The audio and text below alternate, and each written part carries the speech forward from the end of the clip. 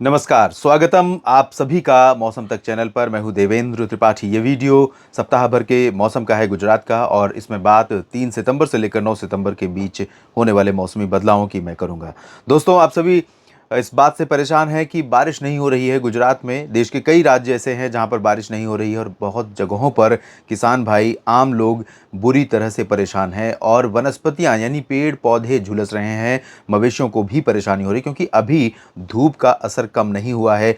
धूप का असर तब कम होने लगता है धरती पर जब सूरज जो है दक्षिणायन होने लगता है, यानी कि सूरज दक्षिणी साउदर्न हेमिस्फीयर में जाने लगता है, और सूरज का जो ड्यूरेशन है यानी धूप रहने का जो समय अवधि है दिन की, वो घटने लगती है। सूरज दक्षिणी हेमिस्फीयर यानी दक्षिणी गोलार्ध की तरफ आगे बढ़ता है, दक्षिणी हेमिस्फीयर की तरफ बढ़ता है बेसिकली। उसके बाद जो पृथ्वी का उत्तरी गोलार्ध, भूमध्य रेखा के ऊपर वाला जो हिस्सा है इंक्लूडिंग भारत, इन भागों में टेम्परेचर कम होने लगता है, सूरज की रोशनी का असर कम होने लगता है। तो अभी वो समय नहीं आया है। वो समय जब आएगा तब टेम्परेचर में गिरावट होगी। अगर इस समय आसमान साफ रहेगा तो टेम्परेचर कई जगहों पर 40 डिग्री पहुंचेगा, जो कि गुजरात में भी देखने को मिल रहा है।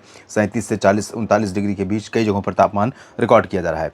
अब आपको इंतजार होगा कि भाई बताओ बारिश होगी या नहीं। तो आपको बता दूं कि आज और कल यानी 3 और 4 सितंबर को दक्षिणी गुजरात के रीजन में, जिसमें देवभूमि द्वारका, पोरबंदर, जूनागढ़, वेरावल, सोमनाथ और भावनगर, साथ ही साथ दमन दीव, और इधर दादरा नगर हवेली से लेकर वलसाड़, नवसारी और डांग, साथ ही साथ तापी और सूरत, इन भागों में कुछ स्थानों पर बादल दिखाई देंगे। बादल तो वैसे आपको राजकोट और जामनगर, सुरेंद्रनगर, अहमदाबाद, वडोदरा, गांधीनगर, पंचमहल, दाहोद और छोटा उदेपुर, वडोदरा में भी दिखाई देंगे। लेकिन बारिश की संभावनाएं जो हैं वो इन दक्षिणी क्षेत्रों में और यहाँ पर कुछ दक्षिणी हिस्सों में थोड़ी बहुत संभावना रहेगी, और वो भी बहुत मामूली बारिश की संभावना आज और कल रहेगी। उसके बाद 5 और 6, 7 को बिल्कुल पूरी तरह से आसमान साफ और मौसम शुष्क रहेगा।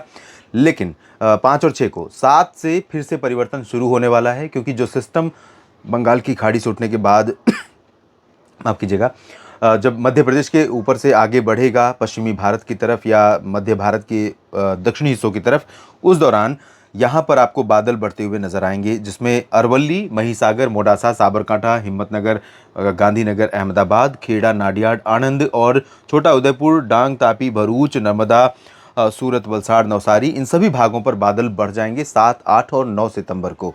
और इसी दौरान कुछ बादल आपको दिखाई देंगे बनासकांठा, पाटन में भी। लेकिन बनासकांठा, पालनपुर और पाटन, इन भागों में चांसेस बारिश के बहुत ज़्यादा नहीं दिखाई दे रहे हैं। जबकि मॉडल की अगर हम देखें बात, तो मॉडल तो बिल्कुल भी गुजरात पर बारिश नहीं इंडिकेट कर रहा है, सिर्फ 1-2 दिन छोड़ करके।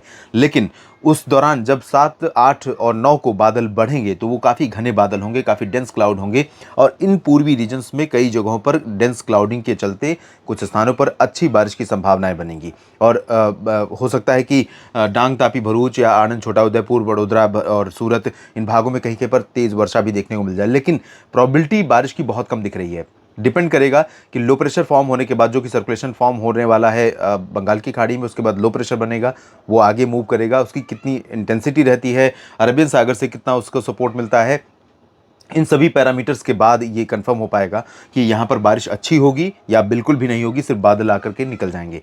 तो मॉडल के हिसाब से बारिश नहीं होगी, लेकिन मेरा अनुमान है बारिश होगी। कितनी होगी ये कहना थोड़ा मुश्किल है। अगले बुलेटिन्स में ऑब्जर्व करता रहूँगा और अगले बुलेटिन्स के जरिए आपको बताने का प्रयास करूँगा। आपको बस करना इतना है कि मौसम तक चैनल और न्यूज़ मीडिया मंच से जुड़े रहना है, और इन दोनों चैनलों को अगर आपने सब्सक्राइब नहीं किया है तो दोस्तों ज़रूर कर लीजिए, ताकि आप तक जब भी मैं कोई अपडेट डालूँ आपको खोजना ना पड़े, आपके मोबाइल पर खुद ब खुद नोटिफिकेशन के माध्यम से पहुंच जाए। तो उसके लिए आपको बेल आइकन पर क्लिक करना होगा। ये वीडियो पूरा देखने के लिए आप सभी का बहुत बहुत शुक्रिया। जानकारियां ठीक लगती हैं तो लाइक और शेयर करें, और साथ ही साथ अपनी प्रतिक्रिया कमेंट बॉक्स में जरूर लिखें। धन्यवाद।